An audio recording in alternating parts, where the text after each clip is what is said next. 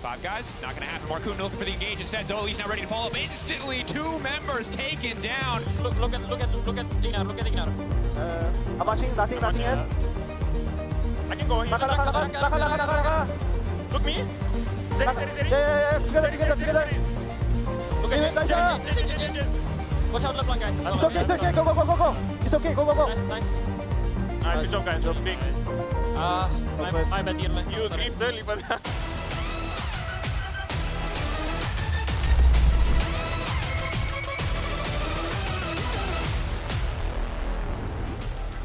Welcome back to the LEC. We have IgNar for the interview. For you as well, welcome back to the LEC. How was it being in the LCS? Coming back here, anything particular you learned and you brought back to us? I mean, it's really happy to be back in EU, and then I feel like here is more friendly, and then trying to spending more time each other, and then I like both, but just different feeling. We're the better region. I'm not obliged to say that contractually. All right. Well, looking at today's game, there was a lot of pressure on you guys as a team, especially yesterday when I spoke to Jackie's mentioned that it's a high-pressure game. If this didn't go your way, you'd have to play the tiebreaker. So all in all, what was the preparation looking like? What was the mood looking like as a collective coming into today? Oh, I think overall our team mood was okay because I think our practice was going better than before, and then we fixed. I mean, we didn't fix everything, but I think we found our problems, so we're trying to fix it, and then I think it's got better. So I think mood-wise, it was not that pressure, to be honest. Not that much pressure, okay. Yeah. You're talking about fixing mistakes, actually, and some issues that you've had with the team. Playoffs is now right around the corner. Congratulations on qualifying for that as well. Is there anything particular that you're going to be looking forward to in terms of preparation or fixing some issues going into playoffs? I think going into playoff, I think our team has some problems. Sometimes suddenly everyone is quiet, and then we don't speak each other, but everyone is thinking, well, what's going on? Yeah. And then no one is doing action. So tsunami is coming in, and then we all die. So I think we need to fix about that stuff. But I think it's gonna be okay. What do you think is required to fix that? Is it one person stepping up and saying, I'm going to be the one who's doing all the comms? Is it more going to be a collective effort? What do you think, in your opinion, would be the best approach? I think my opinion, most important is just confidence, in my opinion, and then team trust. Because, I mean, this team, I think we are building confidence, but I feel like we have some silent people too. And then less confidence too, maybe me too. So I think just it's all about confidence. All right, so confidence you guys did indeed have today. So any final words you want to share with the fans at home who have watched you guys on this journey? I think just thank you for cheering us, and then we make playoff. So I'm happy. Okay, I'm glad you're happy. You know, there's another very happy player on the other side at the analyst desk. It's Odo. So is there anything you want to say to him? I mean, Odo a little bit crazy guy, but okay. It's very funny, so I like it. All right, well, you heard that, guys. Laure, please do take it away. Thank you so much, Ginny. Crazy guy, a bit funny. Yeah, I mean, it represents me and IgNar's relationship perfectly. Even in scrims, a lot of time, usually I don't get a lot of attention in game, but this game, he was my bro, and in scrims, he was my bro, because everyone means that Peach never comes to me, but in reality, IgNar is the one who comes to me. And he says that after every play he does to me, he's asking me if my blood is still boiling. To which I answer, no, it's not boiling anymore. And then he says, okay, I'm happy then. All right, keep the top laner happy. It's a reunion for you guys as well. Yeah. Yeah? Yeah, we were talking about it in the pregame. He was saying to us that with Power of Evil, he played with him 3 years and he made Worlds with him twice. To which I said, well, I played with you 1 year and we went home together, so... Who can beat that? I mean it's not the most successful, but we went somewhere. Yeah, you had a journey together. Congratulations, though, Thank you. on reaching playoffs. Eragon, when it comes to how we thought the game would play out, anything surprised you here? We did the draft at the desk. I did not expect the Zeri, maybe. We can take a look at the drafts here. And I also did not expect LeBlanc to have 2 kills at minute 4. So after that, I think everyone was kind of sweating, Well, we're going to watch this in a few minutes, actually. I can't so wait to see. you can talk us through what happened here. Any surprises, as I said? I actually want to bounce off what you point was you said you were surprised by the LeBlanc being so fed. Yeah. Were you worried at all at any point in the game where, you know, we don't have anyone to answer this LeBlanc? Azir can't, you can't, and Mininar, you know, just get one shot, and they would have to send 4 people to answer this LeBlanc so they could do stuff on the other side of the map. Were you ever worried at all in that point? Well, we were kind of just trading the map as much as we could, and when it was coming to Drake objectives, it was kind of her time where she can't really pressure anymore. I think we did a pretty decent job at, you know, matching her pressure, because I think we found a lot of windows where I could get strong-sided into the Jace and be able to take tower, but also match the LeBlanc so she doesn't get out of control, because I don't think she got a lot with the lead that she had. We were quite fortunate that she didn't go into me a lot earlier, because then we would have had a problem, because my champion just gets blown up. I think there was one time on bot where it was one of the only 2 waves I think that I was staying against her, and she just does a full combo on me, and I'm half HP, and I'm like, well, at least I'm mega next wave, you know. Yeah. But after that, I was like, guys, I don't wanna stay against LeBlanc, because I'm kind of full armor, 40 MR. I can't really do anything. So it's better to just keep having Azir where at least he can wave clear. Yeah, I wanted to, because you were saying you were surprised she didn't get as much as she did, considering a lead, right? I'm surprised as well. Especially at that 3rd Dragon fight. Are you surprised they didn't cross-map tier 2? Because they had full control in the side lane playing through side like this. Would you have potentially considered this? Or do you think it's because they get outscaled that they need to contest this 3rd Dragon?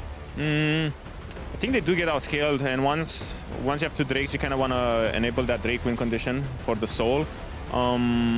I'm not sure how the map situation was, but I am quite sure that if she's stuck on top and then one of us is stuck on top, it's a net win for us, because, you know, we can just catch waves and then TP to the objective, and it's fine. So I don't know. I think the main blunder that they had was the fact that they, instead of you know, overloading on LeBlanc and making her as strong as possible, they were kind of trying to match me and protect the Jace, so it was a lot easier for us to, you know, stop the snowball, because she wasn't getting as much gold as she should have. And you played a huge role in this fight, I feel, and you see the graphic behind me, so obviously you know what it means. Maybe you... Minus 300? Well, that kind of sucks. Does it? Even with the dive from IgNar and... Oh, yeah, I mean, he got 2 plates, I think, one time, because I saved TP. But that's the life of top laner, you know, enemy top laner TPs, he's like, ooh, juicy plates, and then I'm like, guys, I will have TP advantage, and then you see minus 250 in front of your eyes, and you're like, well, lol esports stats are gonna look bad now. That's usually how it goes. Still got Kia player of the game for this game. Really? Yeah. I mean... Oh, surprise, so... I mean, you know, a sleeper split, but just in time to send Rogue home. So what better game to get... a second time! Yeah, what better game to get Kia player of the game than against Rogue? All right. Well, moving forward to playoffs, when you think of the way Giant X was at the beginning of the splits and the shape of the team now that you're moving into best of series, what is the team about? Have you found your groove? I think slowly we started. I think even coming into this week, we still had a little bit of doubts. We saw a lot of the weaknesses that we have, and I think it came a lot around, you know, people having confidence to pull the trigger around neutral objectives. I think almost all of our games, we had good early game leads, and then in the mid game, we got an objective and we're completely lost, and we lose the games just like that. And I think after a G2 game, I mean, it was hard against G2 because their comp was really, really annoying. And I think we, again, didn't have the greatest comp to pull a lot of triggers, I think. But I think yesterday and today, we played neutral objectives a lot better, which was our main, you know, Achilles heel, I guess, from week 1 and 2. So I think it's kind of a live and learn thing, because I feel like we still have a lot of strengths that we're not really able to showcase, just because when you start with, you know, 1 and 2 into a 2 and 4, into a 2 and 5, you're kind of looking to, you know, buy yourself a little bit of time to have more games that you can show the stuff that you can play. So I think we've been band-aiding a little bit on the stuff that we're doing, just so we can make those situations around neutral objectives a lot easier and cleaner and more comfortable for us to play. And maybe now that, you know, picking up wins in, you know, pretty clear, dominant fashion when it comes to neutral objectives, which was really bad for us. Now we get more confidence that we can, you know, if we draft with less tools to fight around objectives, that we can still pull the trigger just because we've done it before. Well, we'll see how much you guys can evolve within a week, new patch and everything, and what it can bring to you guys. We have another game ready with a team that unfortunately will not participate in playoffs. KC will face up against BDS. Oh my god, who's the tank? And I want to see what BDS has in store for us. Oh my god. Who looks best? I think Nuke for sure. Yeah, I agree.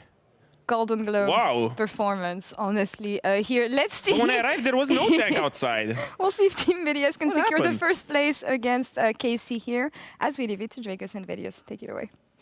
Bye Odo, bye Odo. team, bye Laure, bye Eragon. I'm still reeling from the A-team intro.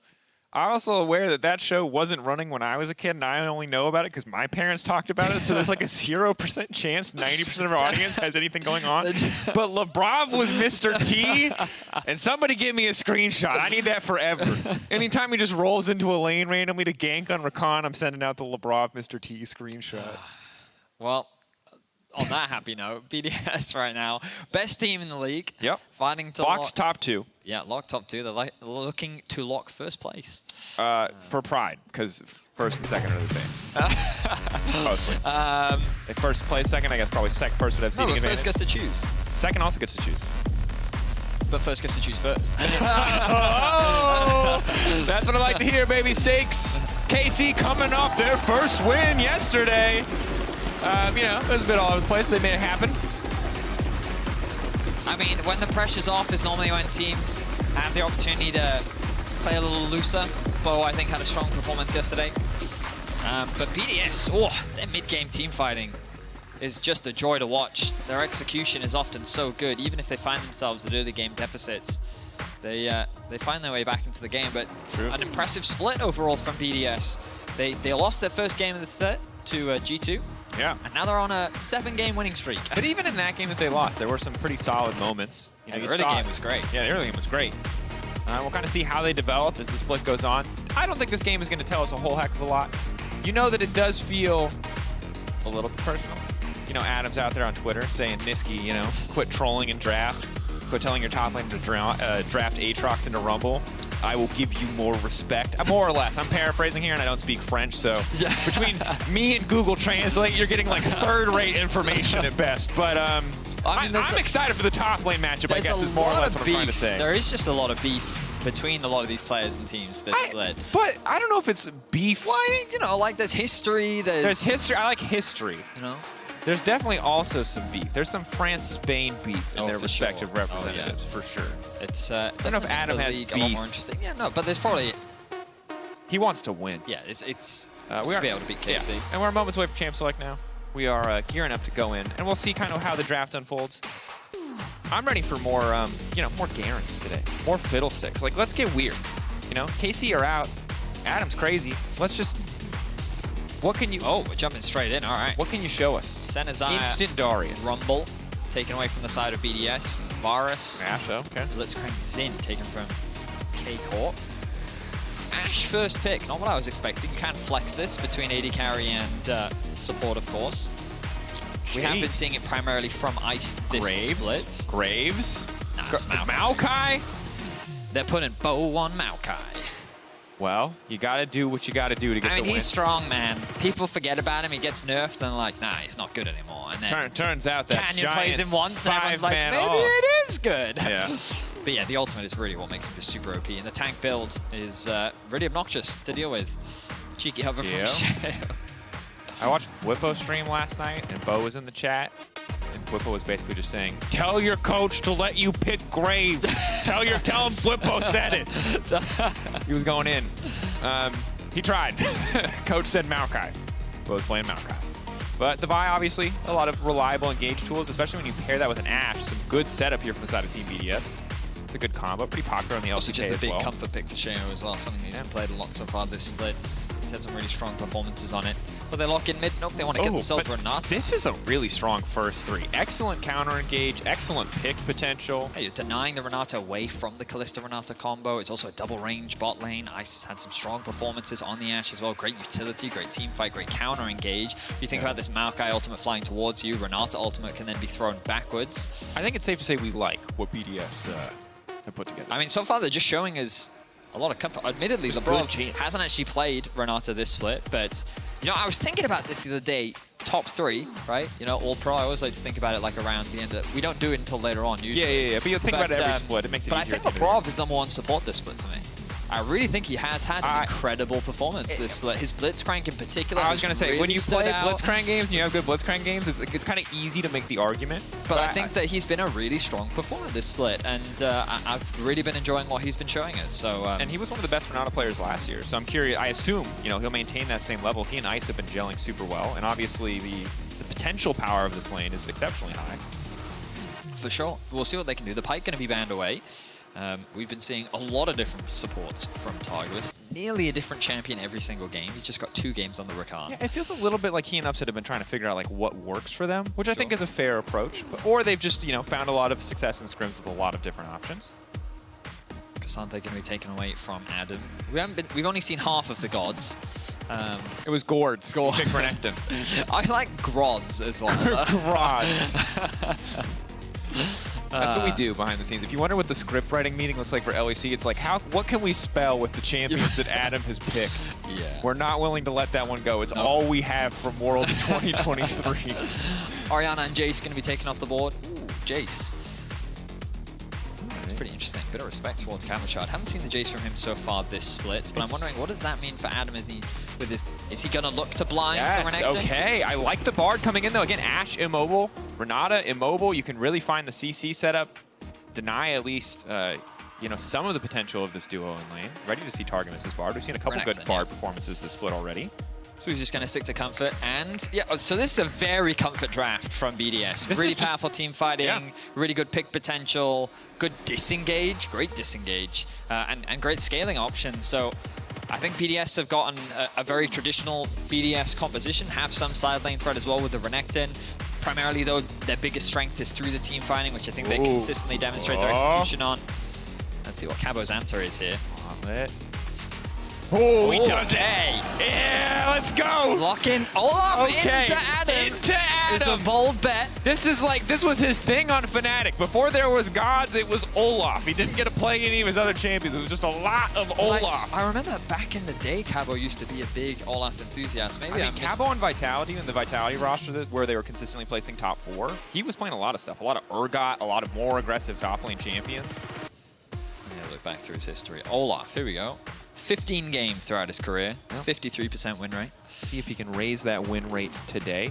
Across the board, BDS, I think, stable, reliable composition. These are all champions you're probably very familiar with. KC, a bit more explosive, but they got a lot more utility in the jungle position with the Maokai. Top lane, though, naturally where we're going to be keeping our eyes is, Olaf can often be a feast or famine champion, and when you're playing him against someone who is so comfortable on the pick, a lot of that surprise factor, starts to fade away. I'm excited to see how this bot lane plays out. The fact that they picked the Kalista into the Ashe. Often we see Ashe used as an answer to Kalista because of the range advantage that she has and how her passive can impact Kalista's passive as well. It can be a difficult matchup, and traditionally when I think of Kalista, I don't often pair it up with a Bard. Or with Upset. True. Not necessarily a traditional Upset champion, but we'll see how it works out for him. See how things pan out. We're jumping into Casey's last game of the split. Oh, geez. There's something in game that y'all can't see yet that I'm very excited to talk about. Not the champion I wanted to see it on, but I like it overall. Let's get into game. Let's gear up. Let's get ready. Moments away. I have a feeling I know what it is. You do know what it is. It's the best thing in the world. Let's go. Team BDS versus KC as we get into game here. And I want you all, right now, to understand BDS lock first seed with a win, and that might not matter very much. What does matter is this level 1 invade and the rune that Labrov has taken. That is a hail of blades Renata. This man is not messing around. Targamas, he took Guardian. It's safe. It's conservative. Should have gone hail of blades. I've never seen this before. I was really hoping we'd get a Hail of Blades Bard. It's one of my favorite things. It's trash into range matchups, but it's really funny. Sure. It's just a stupid rune. I'll be honest. It's just, you were around when Ender was playing exclusively Hail of Blades Rek'Sai. You know how to... I was, yeah. 3 autos really quickly for the first, 9 levels of the game is broken. It's so much damage. For sure. And unsurprisingly, Labrov and Ice have taken control over the front bush in the bot lane. Will KC and Targamas respect it? Tension mounting. Haven't seen Halo Blades. Quick volley. Only gonna really connect on the target. Oh, but now they know they're there. Yeah, What are they going to how do do they about walk it? up? What are they going to do Bard about level it? 1 is strong. You essentially have 2 abilities with the passive. Look at that. Look at that. Bam! Winning the trade. Actually not that effective. I'm going to need to check Renata's base AD here in a sec. That was... I'm not going to lie, folks. That was a little underwhelming. I'm sorry I oversold that. It will add up over time. It's like a 4-second cooldown on Halo Blades, so... pretty short. But if they sync up their Halo Blades, they can get a lot of damage down. Never mind. I take it back. It's OP. Look at their health bars.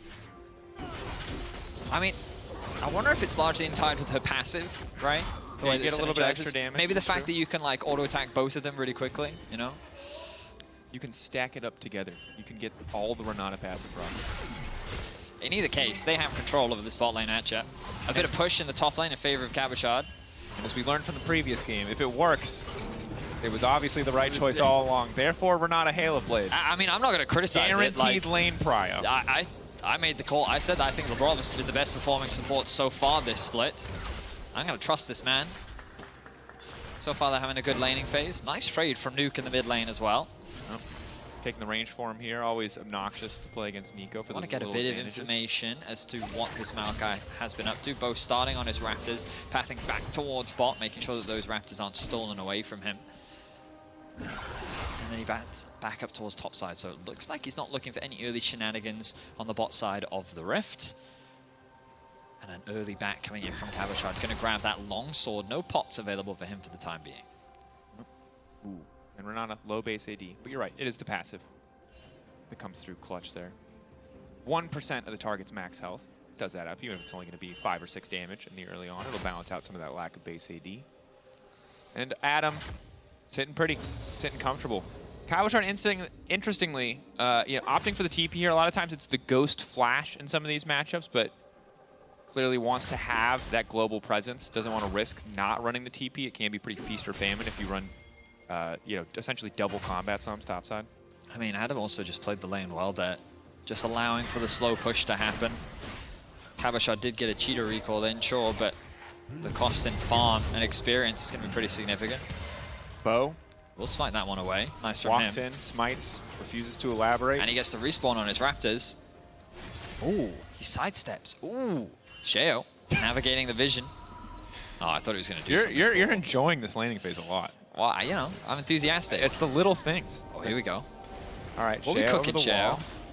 Cabo, Here we go. ghosting, ready to keep the fight going, trying to bait it back into Sheo. Cabochard, how much more can he get done? Nice stun. Should be a quick follow coming in here for Sheo. Vault Breaker, first blood. Not overcommitting, not trying to stay on top of the Olaf, dancing around nicely. Cabo getting taken down. That's why I was excited, man. Sheo navigating through the darkness made Cabochard feel very safe. Adam, Saken stepping in. Instant root now coming through for Bo. Push back, Saken a few more autos. Nuke going invisible. Will just get taken out by a Sand Soldier. KC fire back in the mid lane. Good response from Bo. Nice flash W. Committing onto the Neeko. They get the flash out from him, and they hand the kill over to Saken as well. And it's double crap for Bo, which is going to feel very good. But Bo, I think he was trying to steal away the Raptors there, which is why he was in that position. Sees the Vi top lane, knows that the enemy Raptors has respawned, wants to try and take those away for himself, gain a small advantage, but instead finds a gank opportunity in mid. And very quickly turns that into a kill for KC, so the goal pretty much stays even. The bot lane being bullied for KC just a little bit. And knowing that Bo has to reset, they're going to start off this dragon, especially with the push they have in bot lane. Yep. So while Sheo might be behind a little bit individually, obviously was still able to make this play happen. Crucially, doesn't get an assist. Wait, yeah, I was going to say, did Sheo even get an assist? Doesn't. So he's there, he spectates. He gets kind of the same credit that a coach does. You know, it doesn't show up on the assist board, but you know he's doing stuff. And Bo, he just finds a really nice gank in mid lane. Very straightforward, very simple. Has to commit his flash, but he makes it work. As we mentioned, they get a kill on the board. And yeah, indeed, no assist for Sheo, which sucks. Just losing that extra pool of gold. Actually a small gold lead for KC, largely coming from the jungle in the mid right now. That's a big wave top lane for Adam. Yeah. Nice situation to be in, sitting pretty comfortable. We'll see how this matchup shapes up. It's been a while since we've seen it. Obviously, it hasn't been since the item reworks. Titanic, very strong for a lot of champions. I wonder if we'll see the same from Olaf. Like built-in lifesteal in the kit. Could use it quite well. I mean, my expectations are that Olaf should win at most points in the game. Perhaps there's a certain item breakpoint where it shifts towards the Renekton, but yeah. Olaf is just inherently a very good duelist. He is very good into many bruises. Yeah, in long trades, and certainly when you can land multiple axes, you just feel like Olaf wins especially every melee matchup, sure. At the very least. Bo gonna walk up, smite that one away. Bo, excellent hit rate on the smite. Gonna use the twisted advance to dodge out there. The knockup's still gonna connect onto Bo. Immediately gonna ult to disengage. One of those gonna connect on Adam, crucially, stopping any follow-up. And KC gonna walk away with their lives. I mean, KC really just tanked that. Saken just stepping out of range of Nuke's ultimate. Sheo ended up taking a huge amount of damage, so he's forced to flash away. Ends up being one grub for one grub, still one up for the taking. Labrov. Nice stun coming in from Targamas. Labrov just dead here. Ooh, clean play from KC bottom lane. Very nicely done. Good connect from the Q on Targamas to lock up Labrov, and then upset with the damage, they secure themselves a 2v2 kill. Going to alleviate so much pressure. They even get the flash out from Labrov. And well played from KC. They find themselves with a small but growing gold lead for now. It feels good even just to have a nice back timing, just relieve some of the pressure that can come from playing against an Ashe on the bottom side of the map. Bo. Round two gets yet another crab. And I will say, Bo's early XP advantage, getting both crabs, getting ahead on camps, is the reason he ticked over to level 6 in the previous play, that he had it just in time for that fight, that stops Adam from following up, that stops anyone from following up with that Maokai ult. So, you know, credit to him. His jungle pathing hasn't shown itself to be super advantageous in a big way outside of that mid lane play and walking up to steal a Void Grub, but it is really significant in the context of the overall game. No, I mean, Bo's doing a good job for sure. The fact that he makes a Maokai's presence felt on the Rift in the early game is definitely a Bo trait, constantly looking for opportunities to try and make ganks and stuff happen. Labrov trying to sweep out some vision on the bot side of the map now. Look at your mini-map once again. Bo stealing away the blue buff. He knows that he has the push in top. He knows that his mid laner can also look to collapse, and even if he did get spotted on that control ward, he doesn't care. Gonna steal this one away, and there's really nothing that Sheo can do about it. Yeah, you can see some of this whole jungle to clear as well. He's gonna feel great about this recall.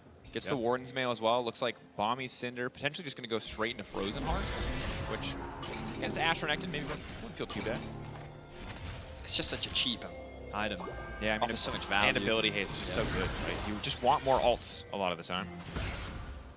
Especially with how much ability haste has been taken out of the game. You know, more valuable than ever, I feel like. But there it is, the last little grubbo. No, I don't think anyone's getting the 5 buff this game, Betty. BDS is gonna be happy with 2. There's a possibility. Gonna be a tight contest though. Yeah, we've slowed down a little bit. I think KC aren't going to be too upset about that. They have pretty strong scaling options when you kind of look at how the Maokai and the Azir interact. I'm curious as to how this Olaf is going to work in the team fight. The beauty of Olaf is his ultimate does not care about any of the CC that BDS have in their composition. No. Ashe Arrow don't care. Renata ultimate don't care. Well, and a lot of these champions aren't super high damage very early on in the game. You know, Neeko with ult obviously hits a lot of targets, but she's not single target burst. Ashe as well is going to feel really strong as you get later. Sustained damage is great, but a lot of times when it comes to killing Olaf, you really want one of those AD carries who can just shred through targets. A Kaisa, a Xayah. Ashe is not going to be that.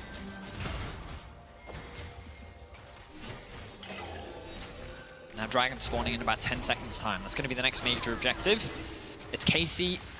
They've been able to push in a wave, gained a bit of control. They have insight as to what BDS is up to. Bo with the flash. Stepping in, ult on the way forward. Not going to connect on anyone, but he's going to be traded back here as the hostile takeover comes out.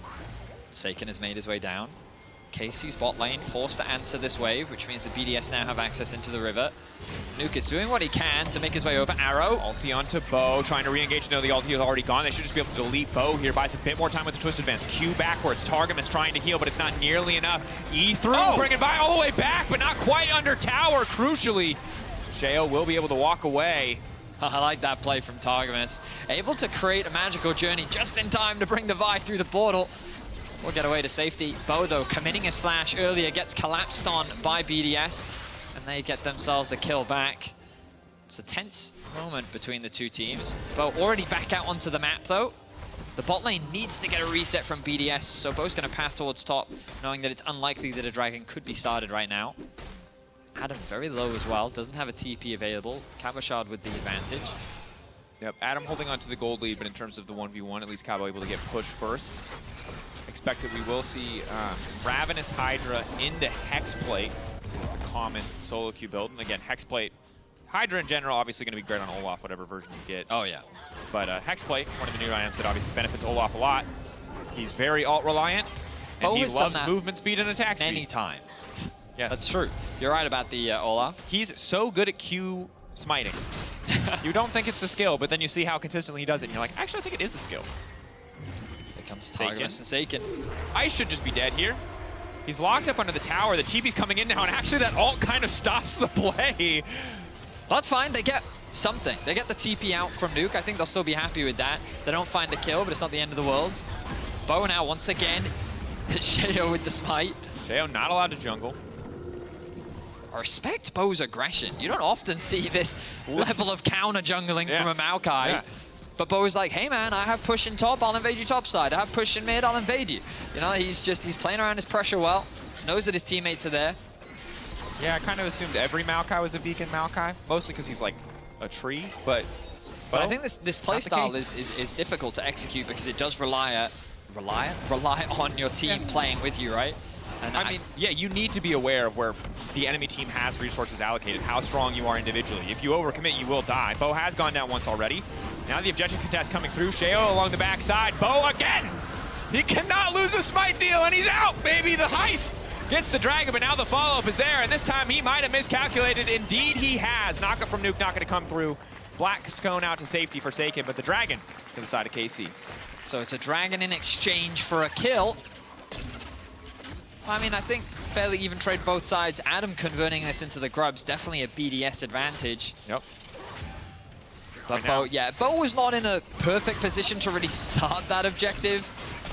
He just kind of started it with, I think it was Targamas. Upset was still bot, Saken was still mid, and while they both did end up joining the fight, BDS could just collapse faster. So a bit of an unfortunate situation for them to find themselves in. Only 4 grubs. Grub dies. That's a bit tragic. They were so close to actually getting 5. But Spawn coming in for Herald. Everyone must abide by the Great Lord game announcement.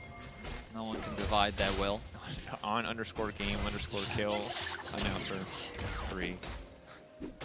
How dare you use their name in vain? Oh my god, I'm sorry, my bad. It's a little Voldemort situation. Oh, sorry, my bad again. I'm just messing it up today. All right, Adam slowed here. Upset will be able to break this one down. He might not have 5, but 1 doing a bit more damage. Can't finish the tower. Labrov standing by, but I think Targamas and Upset still probably stronger in the 2v2 unless Adam can get on top of Upset for free. But Upset's pack and cleanse this game, which makes things pretty tricky. Just keeping our eyes on the map movements right now to kind of see how the teams are reassigning their lanes. They could send Saken off to a side if they wanted to, maybe match him into the Renekton, but Cabochard should feel very confident into whoever he wants to fight right now. It seems that they're slowly bringing more members into mid, but the wave clear from Ice and Labrov is enough to hold the wave for now. It seems that the Herald is going to become the objective. They don't have TPs on anyone. Adam does, so he's free to just sit in the bot lane. Yeah, Adam with TP, but BDS, you can see already resources moving down to the bottom side, seemingly ready to just concede the Herald, knowing that they have the counterpunch in the bottom lane, knowing that Nuke can kind of cover the wave top side, so essentially just a Herald for tower trade. Yeah, because ultimately this Herald is going to result in a tower, right? And so BDS are more than fine for now, just taking this trade. I think the problem for them is BDS can use this to unlock the mid tower.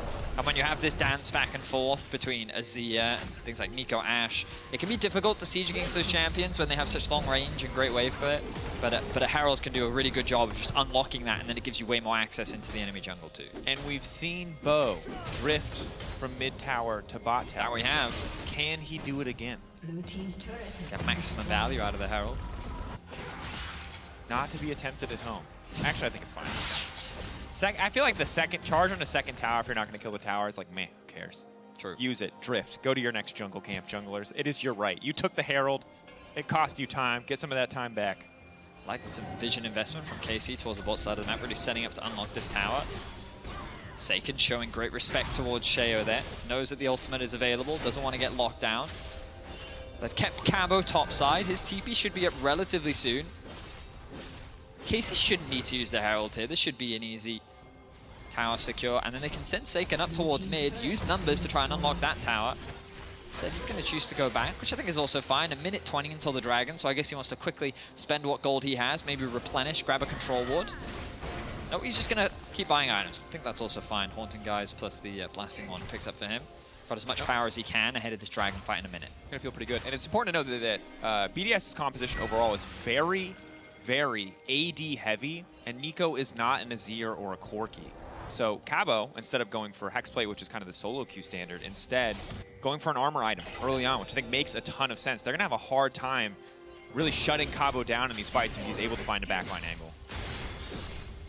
I mean, there's not going to be many people stopping him, I can tell you that right now. The question is, I think the trick to dealing with Olaf is how much space he creates between him and his team. Yeah.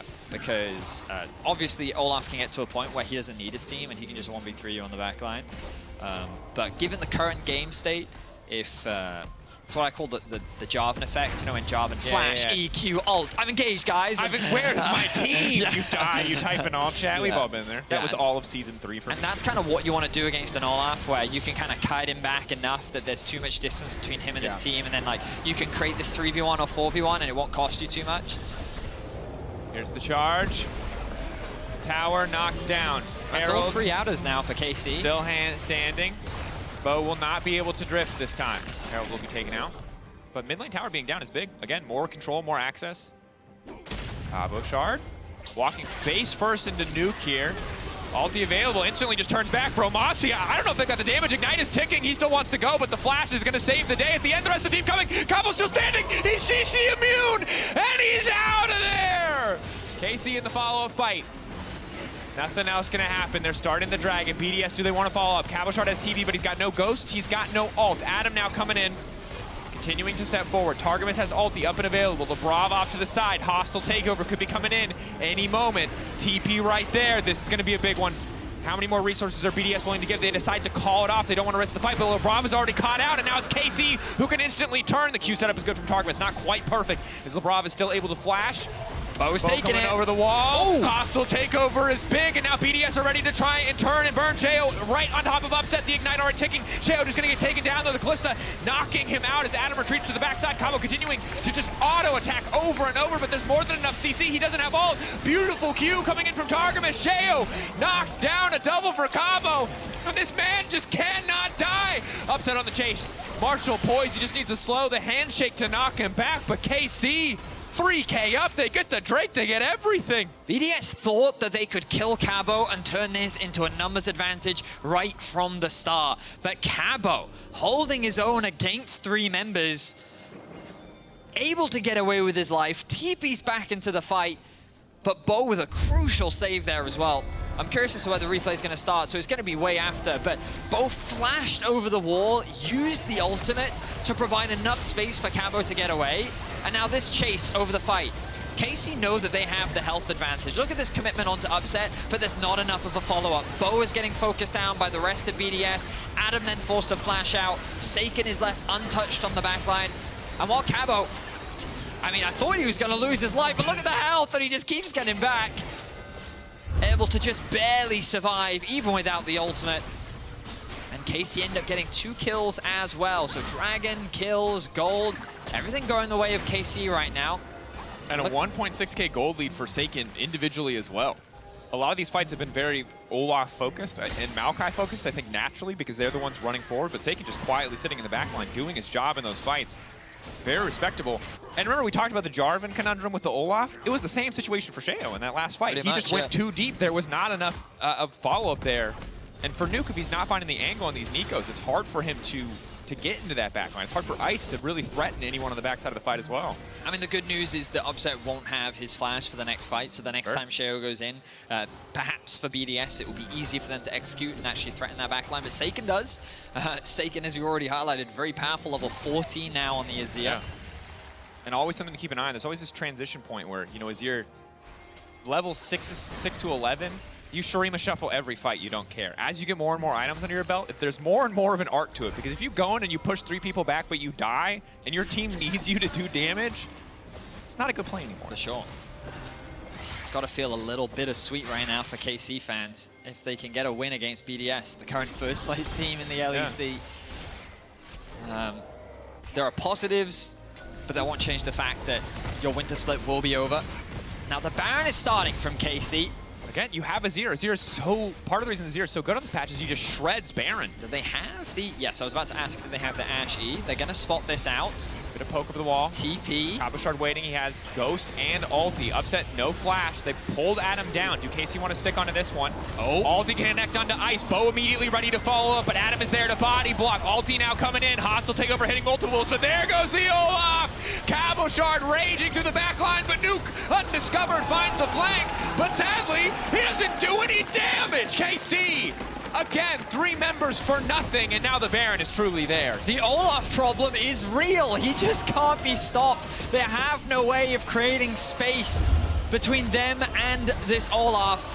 Great ultimate to start off from Targamas. He's going to land the Q onto both the Renekton and the Ashe. The Olaf sees his target and he just chains him down. Bo keeping Sheo off on the side. The ultimate looks promising from Nuke, but unfortunately it's not enough. BDS lose 3 members. They're going to lose the Baron. And KC looking to take down the first place team in the LEC. Reclaiming some of the pride, reclaiming some of the glory. Yes, they can't make it to top 8, but again, they can sow hope for a new season.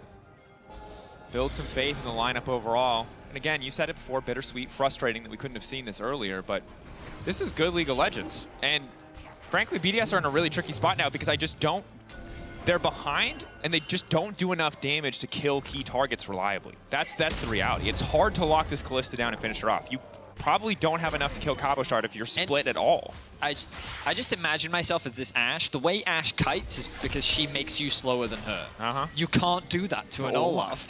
And so he's on the way to exploit. He's only getting faster. You're not getting any faster. You're capped. So it's one of those things where I'm like, how do you actually kite him? How do you actually stop him from doing what he wants? On to Saken. Good key target. Excellent engage. Excellent CC layering. Bartle! Ooh, stopping the play, but making the Zero Shuffle fumble completely. Sheo still in the backline. That's one. Bo is now taking down Nuke. Labrov throwing down the ultimate hostile takeover. Bo, the duration not long enough. I mean, credit to Targamas. He's having a great Bard game. That was a great engage from BDS. I really thought that that could have been something very serious for KC, but they hold their own. They buy time.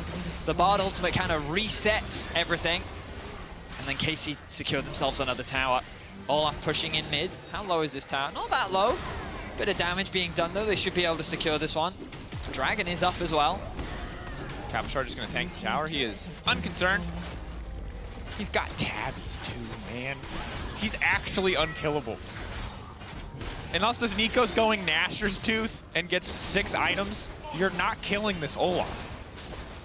Maybe when Ashe has 4 items, but it's so hard. It's just that meme of, you know, the guy sweating on his keyboard. Yeah. That's Ice right now. Oh, yeah. Trying to survive. Yeah, and then you've got, Cabo just like, bum, okay, bring back the DMX. You know, it's the intense scene of Rick and Morty. You know what I'm talking? He's not going to say steroids are involved, but, you know, from an Olaf perspective, they might be. It is for Olaf, chasing him down.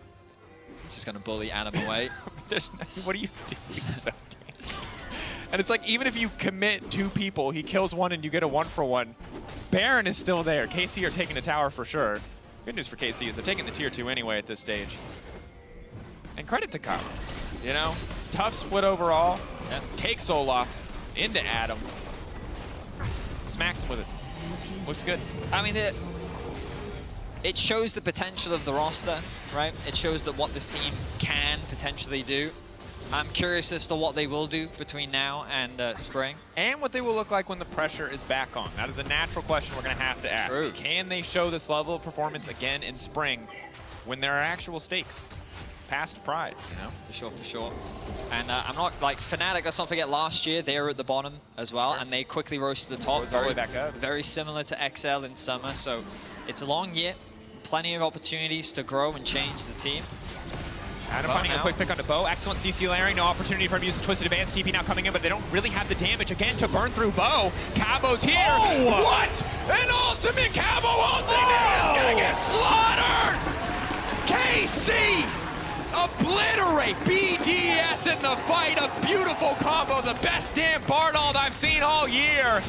And they got nothing left for BDS. Targamas with the redemption play. He's faced a lot of criticism this split, but he wanted to go out with a bang. Beautiful setup for KC. And just like that, they're going to end this game with a win. KC. Well, it took us 2 weeks. It took us 7 days of games. We're here these last 2 days. Nothing but impressive for KC. Adam taking his time. He's lying down. He knows they've earned it. They did earn it. Beautiful fight to finish the game. Fantastic from KC. Finding their second win on the LEC stage.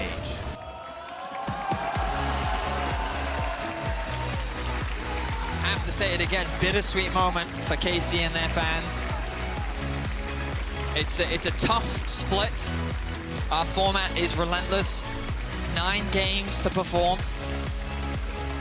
But it does show what this roster could potentially be in the future.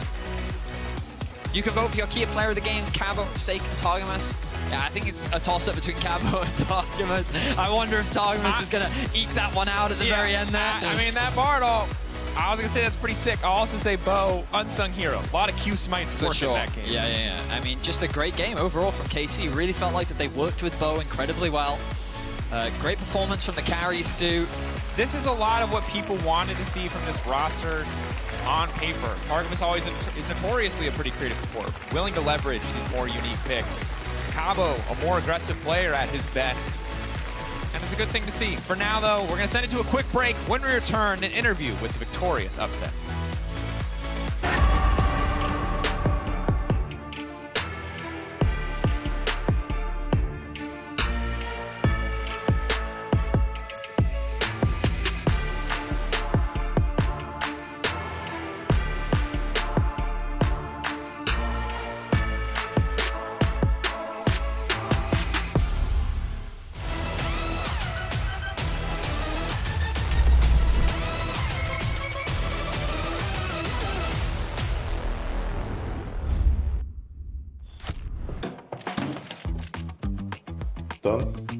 Done. There we go. Break? Break.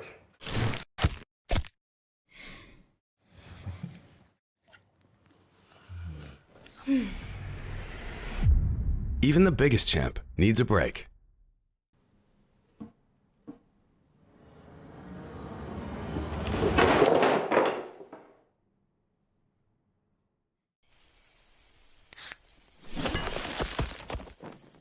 Red Bull gives you wings. Welcome everyone to the Kia Tilt Proof Challenge. We're here to see if 4 gamers can stand up to the test. ¿Dónde está? Uy, uy, uy. Ajas. Dios mío de mi vida. I think I lost.